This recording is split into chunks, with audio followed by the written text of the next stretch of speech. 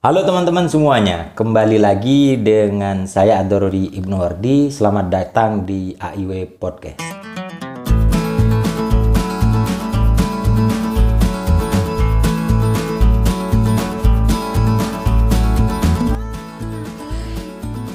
Nah, bagi kalian mungkin yang suka perjalanan naik bus atau ingin bernostalgia ketika kalian masih suka bus dan sekarang mungkin sudah pakai mobil, ada yang sudah pakai motor dan kendaraan-kendaraan lainnya. Podcast kali ini saya pikir cukup bisa mengenang kalian tentang perjalanan naik bus. Karena saya akan membahas sebuah buku. Kalau yang sebelumnya di podcast episode sebelumnya itu membahas tentang merusak bumi dari meja makan. Sekarang saya akan membahas soal perjalanan naik bus, Beauty and the Beast. Ini karyanya Kiai Muhammad Faizi. Beliau salah satu pengasuh pondok pesantren An-Nokoyah Gulu-Gulu Sumeneb, Madura.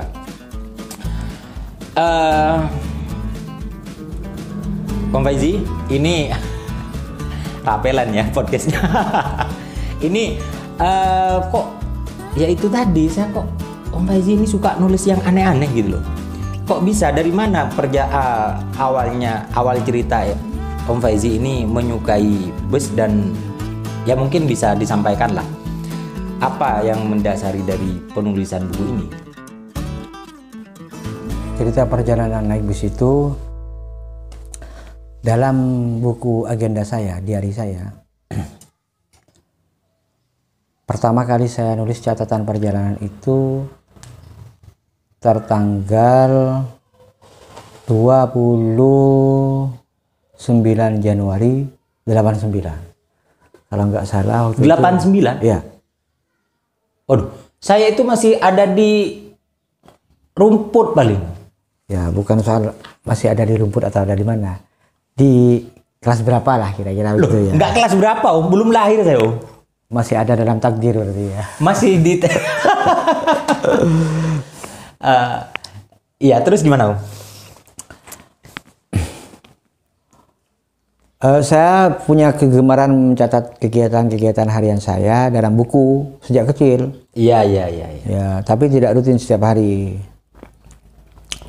Sejak kelas 1 Sanawiyah atau SMP, seingat saya mulai rajin menuliskannya. Nah, pada tahun 89 atau kelas 2 MTS kalau nggak salah, apa kelas 6 ya, kelas 6 MI kalau nggak salah. Saya menuliskan catatan perjalanan saya dari rumah di Gulu-Gulu Sumeneb ini ke Gresik, ke Sunan Giri, terus ke Sunan Ampel. Iya. Itulah dokumen paling lawas yang saya pegang tentang catatan perjalanan naik bis, bukan sekadar catatan perjalanan. Entah kenapa, kalau kita ngomong masalah kesukaan, kita akan selalu kesulitan gimana kita menyukai sesuatu. Dan itu seperti yang saya jawabkan kepada Anda pada podcast sebelumnya. Menurut penelitian Mutakhir, kesukaan kita terhadap sesuatu itu bukan hanya soal kita dekat dengan lingkungan, bukan soal kekerapan kita melihat sesuatu, tapi dipengaruhi oleh unsur kuman. Ya, itu kan yang menarik. Unsur kuman. Unsur kuman. Oh. Ya banyak hal lah. Anda bisa baca itu, laporannya ada di tahun kemarin kalau nggak salah di National Geographic ada. Tuh, seingat saya catatan pertama. Makanya agak susah juga katanya. Kenapa Anda kok suka naik bis? Itu sama dengan ketika Anda menanyakan kepada seorang kolektor pulpen, kenapa Anda suka ngoleksi pulpen? Padahal Anda nulisnya pakai tab. Pulpennya malah nggak dipakai. Itu masih mending kan saya. Saya suka naik bis dan memang suka naik bis beneran. Nah, memang agak aneh sih kalau ngomongin kesukaan. Tapi maksud saya gini, kita membahas Beauty and the Beast. Cuman kayaknya yang saya tahu, saya pernah baca juga tentang bis juga, catatan sekolah berjalan ya. Ruang kelas berjalan. Ruang kelas berjalan. Ya. Nah, maksud saya kok bisa sampai menjadi sebuah catatan? Memang apa menariknya dari sebuah perjalanan naik bis menurut Om Faizi? Hari ini ya lagi-lagi ini bukan sesuatu yang populer untuk naik bis karena sudah Ya apa orang naik bis sekarang dari Jakarta ke Surabaya udah naik tol. Dan di sini kan yang diceritakan kayaknya untuk 10 tahun yang akan datang mungkin ini hanya menjadi sebuah buku legenda gitu. Iya, betul. Apa sebenarnya yang menarik dari perjalanan sehingga dibukukan di sini? Beberapa catatan perjalanan yang saya baca, seperti misalnya punya Trinity, ada juga bukunya Paemo, Bambang Hertadimas. Itu memiliki ciri khas masing-masing. Iya. Paemo itu menggunakan perspektif sepeda. Dia cycling kan, dia bersepeda kemana-mana, ke seluruh dunia bahkan. Yang dulu pernah ke sini? Bukan, itu Pak Wing Sentot yang pernah ke sini. Mereka punya kesukaan masing-masing, punya kegemaran masing-masing, dan tentunya punya cara pandang masing-masing. Yang jelas begini, kenapa saya suka menulis catatan perjalanan naik bis? Karena dengan naik bis saya menemukan kehidupan yang lebih dinamis. Contohnya begini, kalau kita naik mobil pribadi dari sini Surabaya, maka kita akan bertemu dan ngomong dengan orang-orang yang mungkin sudah kita kenal dari dulu-dulu, sama yang keluarga, itu saja, sama anak, sama siapa ya, ngomongnya tidak akan dinamis, gitu-gitu aja. Tapi ketika kita naik bis, kita akan berinteraksi dengan manusia yang lain, yang karakternya tidak kita ketahui, akan bertemu dengan hal-hal yang mungkin lebih heterogen. Kita mungkin akan menemukan bagaimana ada seorang ibu yang tetap berdiri menggendong anaknya di samping seorang pemuda yang duduk lebih duluan dan tetap main game dengan begitu cueknya di atas bis. Dan itu tidak akan pernah kita temukan di dalam kendaraan pribadi. Iya, dan itu yang juga perlu saya tuliskan. Perlu dan itu yang membuat menarik ya. Salah satunya. Nah, apa ya? Kalau dari sisi berarti banyak pelajaran juga yang ini kalau ngomongin seperti itu. Banyak pelajaran sosial justru ya. Dari saking banyaknya pelajaran sosial sampai di buku berikutnya saya kasih judul Ruang Kelas Berjalan. Jadi bis itu seolah-olah ruang kelas yang sedang berjalan. Ya, itu kan filosofinya begitu nih. Ruang kelas berjalan itu begitu maksudnya. Coba ya, kayak di kelas itu, orangnya duduk, ada ke depan semua. Layarnya apa? Papannya mana? Ya papannya layar kaca di depan itu. Dia melihat bagaimana orang yang serampangan di jalan, bagaimana orang yang membunyikan klakson untuk telinga yang sedang tidak membutuhkannya, yang menggunting jalan dan segala macam. Betapa kita melihat orang yang kayak di Pati ini ada toko yang berjejer banyak di pinggir jalan. Kok bisa gitu loh? Rezekinya dari mana? Yang dijual ya sama kayak di Suramadu itu kan. Ya kalau kita mengamati kan rezeki itu kan sudah ada jatahnya sendiri-sendiri. Dari situ kita kemudian mikir bahwa Tuhan itu ngasih rezeki bukan ngasih pekerjaan. Urusan pekerjaan itu minta sama Dimenaker. Nah, iya. Apa ya? Kalau misal ngomongin perjalanan bis sekarang, ya saya kan pernah juga kalau naik bis sebelum ada tol, cuman ya itu tadi 10 tahun yang akan datang ini hanya menjadi sebuah legenda. Nggak bakalan percaya kalau misalkan di Tegal ada toko yang seperti itu. Bisa jadi 10 tahun yang akan datang toko-toko itu udah digusur ketika mau mencoba menelusuri kan. Bukan 10 tahun, sekarang sudah terjadi. Saya sudah pernah mengalami perjalanan di Pantura berkali-kali dan juga perjalanan di Trans Jawa.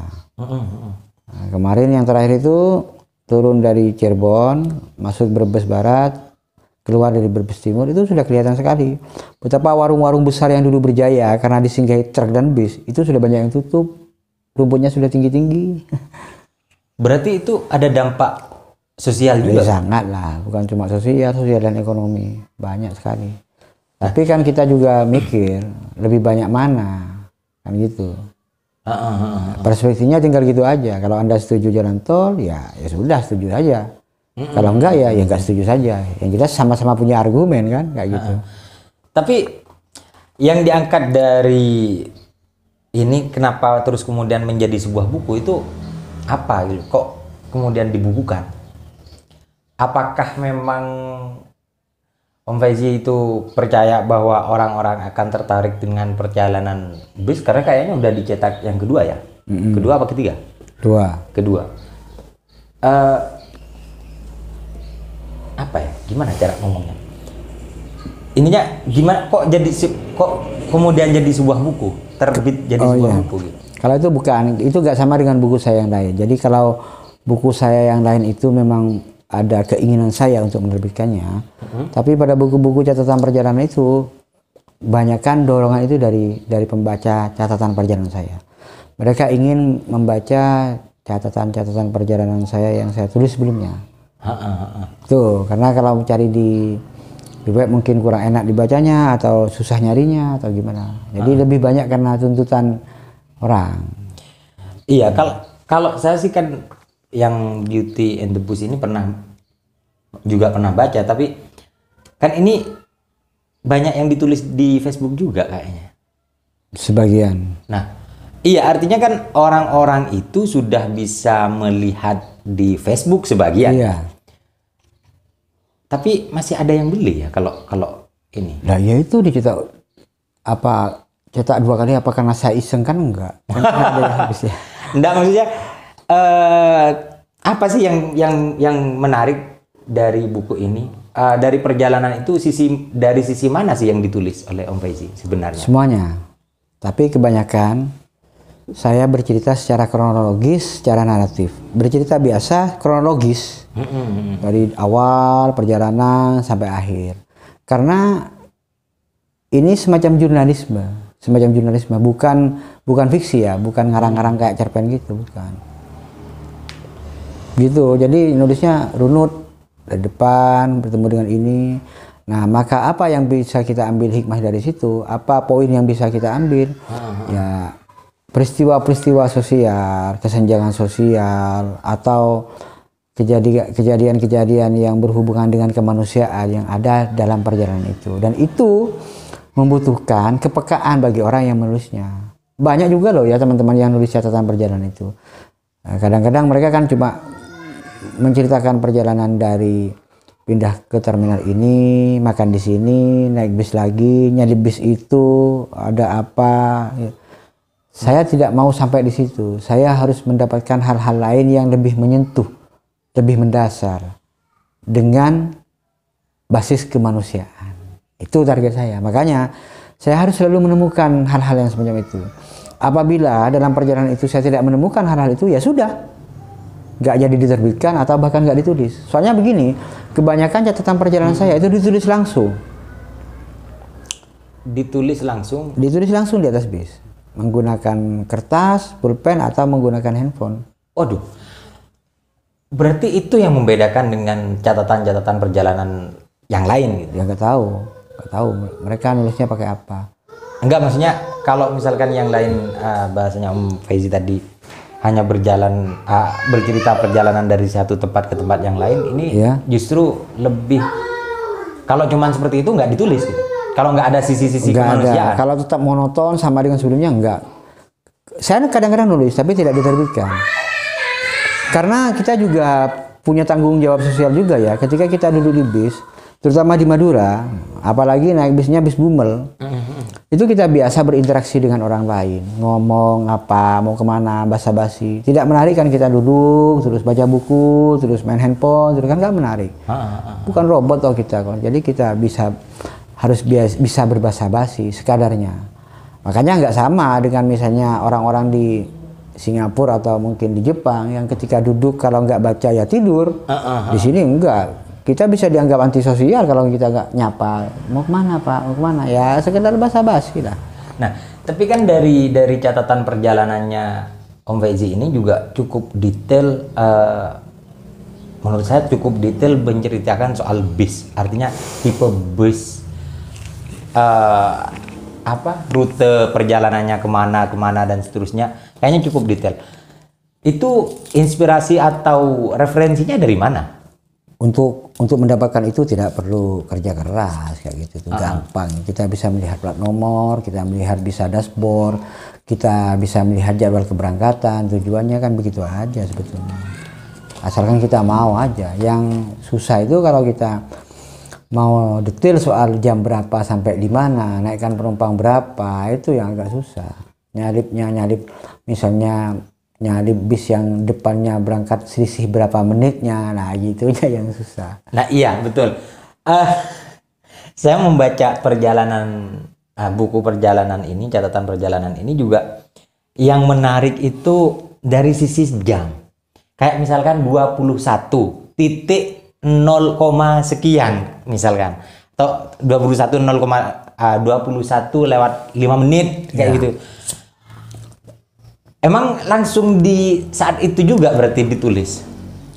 Enggak langsung lihat jam terus kemudian ditulis kayak gitu. Mungkin Om Faizi perlu bercerita ini sesuatu yang menarik dari bus lah, dari ini mungkin biar menjadi gambaran dari buku Beauty and the Beast, karena sendiri udah cukup lama untuk membaca, takut ini. Ya begini ya, Ri. Ketika kita ngomong perjalanan, maka kita akan ngomong soal jarak, soal durasi dan lama, itu ya. Iya. Nah, makanya ketika kita ngomong soal jarak dan durasi, mestinya kita juga harus ngomongkan hal-hal yang berhubungan dengan itu. Nah, kita nggak mau yang perjalanan 3 jam. Nah, itu nggak ini. 3 jam. Saya tadi berangkat dari Surabaya pukul 12. Nyampe di Ngawi pukul 3. Nah, gitu-gitu nggak menarik bagi saya. Kalau misalnya Anda lihat angka 12 tapi menitnya sudah 50, nah itu kan beda, itu kan berarti 2 jam lebih 10 menit. Sementara kita sering ngomongnya sama lah kayak orang, aku ke Jember habis bensin berapa ribu gitu loh. Saya nggak suka yang ngomong gitu. Jadi ke Jember itu berapa kilo dari sini? 360 kilo misalnya ya. Kamu full tanknya di mana, ngisinya lagi di mana, jadi hitungannya satu berapa banding berapa. Ya itu kan soal suka-suka saja. Ya demi data yang akurat, makanya saya harus mencatat. Misalnya dari Surabaya berangkat pukul 12 lewat 35. Iya. Sampai menitnya dihitung. Tapi kalau detik nggak perlu lah. Soalnya kita kan bukan balapan. Tapi apa ya? Iya, jadi tapi memang Om Faizi ini suka nulis catatan perjalanan, termasuk mobilnya Titus Dubolo kayaknya udah dibuka juga. Nah, maksudnya gini, kalau memang itu sebagai ruang kelas berjalan, tapi Om Faizi kemarin sempat di postingannya itu kan di perjalanan dari Sumatera, dari Aceh atau iya. Apa yang membedakan dari perjalanan yang memang sebatas mau naik bis ke ini, dari apa kayak touring kayak gitu, dengan bus yang umum gitu, yang untuk karena kita mau pergi kemana gitu. Nyaris gak ada. Saya itu begini nih, hampir gak ada perjalanan saya yang benar-benar touring, nggak pernah. Artinya pasti ada tujuannya, mau kemana gitu pasti ada. Cuma dibarengkan sambil nyatet. Ya kayak kemarin waktu ke Sabang itu kan saya ada acara di Sumatera Barat sama di Lampung. Nah, waktu yang dari Manado, Makassar itu kan bikin titik acaranya kan di Manado, di Gorontalo, di Palu, ketemu sama orang-orang di Makassar. Itu ketemu sama orang di Toraja juga. Jadi bukan semata-mata touring terus jalan, nggak ada kalau saya tuh, nggak bisa kayak gitu itu saya. Cuma benar-benar murni jalan. Kemarin juga ada orang yang ngajak begituan, jalan kemana mau ditanggung begitu, tapi saya nggak mau, kalau cuma begitu enggak. Yang menarik juga, ini kan ngomongin bus angkutan, menjadi sebuah angkutan massal ya, yang cukup populer di Indonesia. Dari sisi perjalanan yang kemudian sekarang berubah menjadi tol, yang membedakan dari apa ya, rasanya naik bus sekarang dengan sebelum ada tol itu gimana sebenarnya? Kalau misalkan diceritakan di bus, di suatu catatan perjalanan, yang akan menjadi perbedaan itu seperti apa? Banyak banget. Karena apa? Karena kita akan menghadapi hal-hal yang sangat monoton ketika kita naik tol. Udah nyaris nggak bisa dibayangkan saya akan bisa nulis catatan perjalanan lagi kalau naik bis yang jalannya lewat jalan Trans Jawa terus. Saya nulis catatan perjalanan dari Jakarta sampai Madura bisa 4 halaman, 5 halaman. Tapi kalau sekarang mungkin hanya setengah halaman. Nah, mau nggak mau setengah halaman mana? Masuk tol, Palimanan, Kanci jam 2, terus Waleri pukul 4. Kan gitu-gitu aja kan. Nyampe di mana? Di Gringsing pukul 5.17. Suramadu 23.30, Perenduan pukul 1 lewat seperempat, kan gitu-gitu aja. Apa yang mau ditulis? Terus kemudian kenapa menjadi apa ya? Bukan kenapa menjadi buku.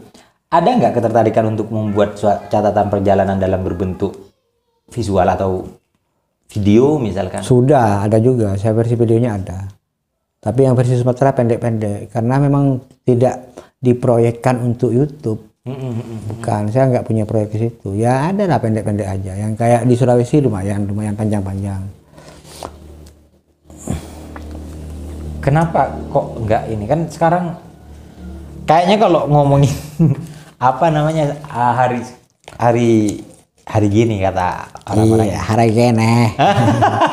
Itu kan yang populer justru yang ya kayak misalkan ini. Mungkin Om Faizi bisa bercerita di podcast juga kan tentang perjalanannya seperti apa gitu.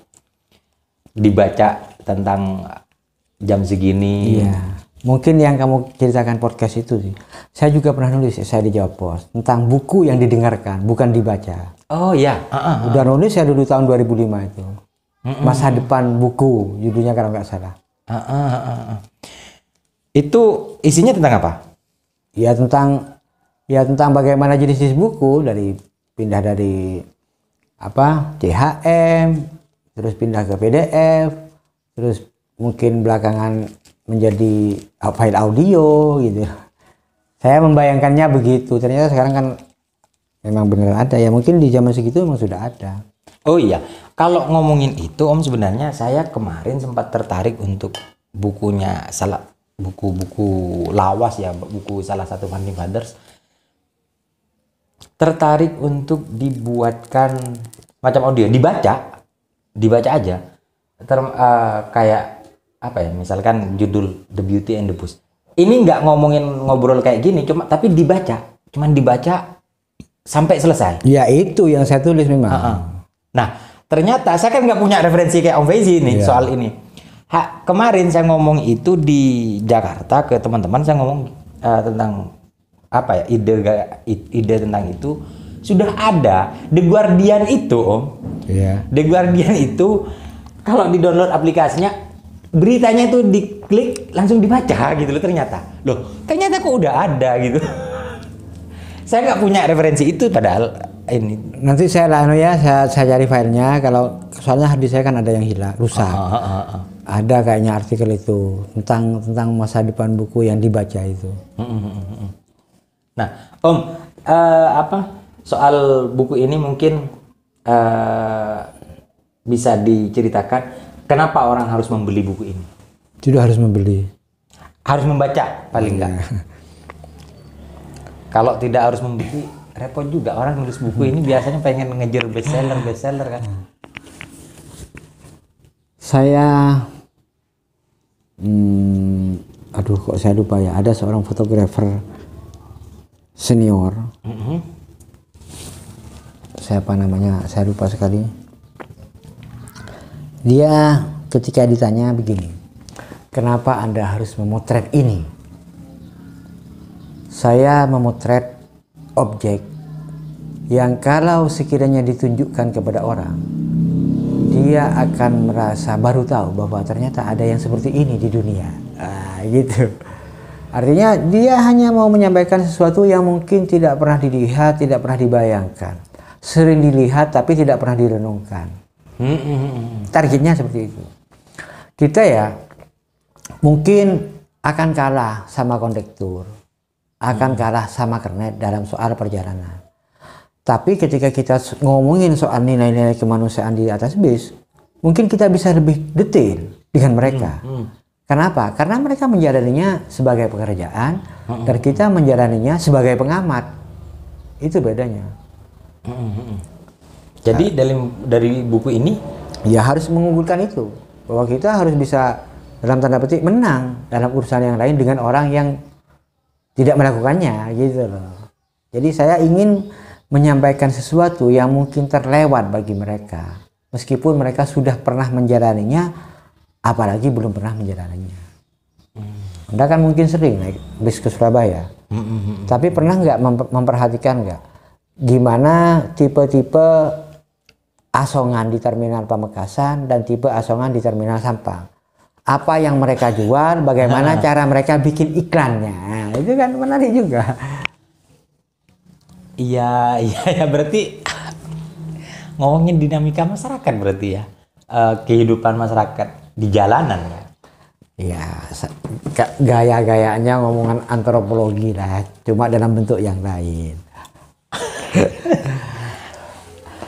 Oke, Om, ini masih dijual ya?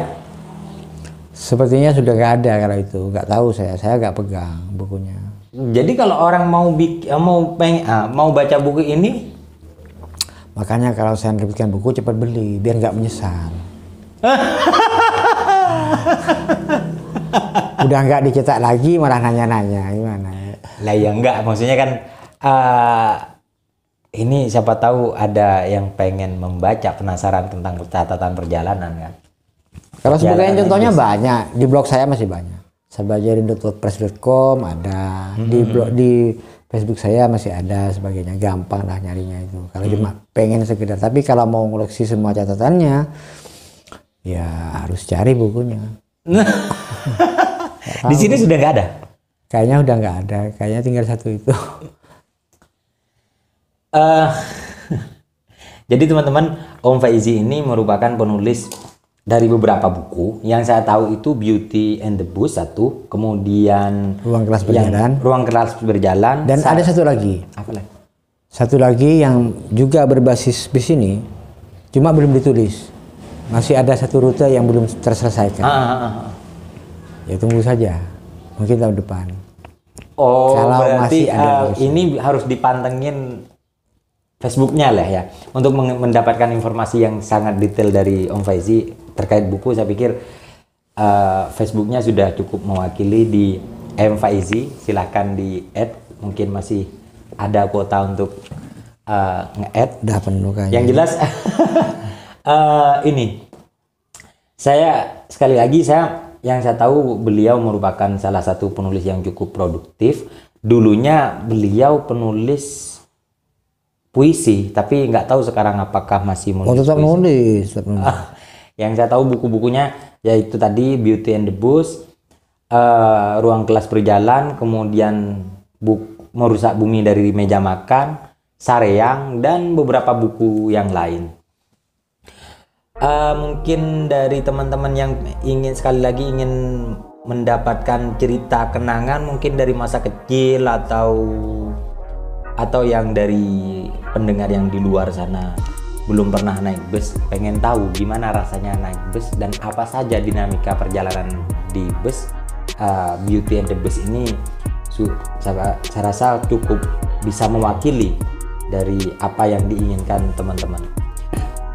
Sekian dari podcast saya, kurang lebihnya saya mohon maaf. Oh ya, ini podcast saya juga disebarluaskan melalui platform YouTube, Anchor, Spotify, iTunes, dan beberapa platform lainnya. Sekali lagi kurang lebihnya mohon maaf. Sampai ketemu di podcast selanjutnya.